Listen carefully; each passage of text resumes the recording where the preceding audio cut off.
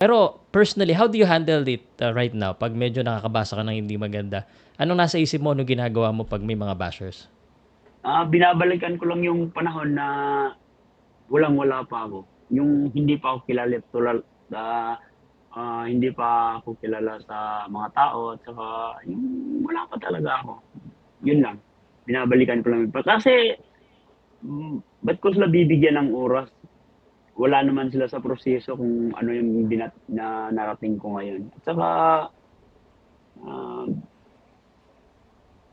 mahirap, marami akong pinagdaanan kasing hirap, pagsubok sa buhay personally at saka ah, yun, yun parang gano'n lang sir, hindi ko sila iniisip kasi madali lang naman magsalita kasi hindi naman nila alam, 'di ba? Hindi nila alam kung ano yung pinagdaraanan namin mga boksingero kaya pinapabayaan ko lang kasi wala silang kuwenta para sa akin.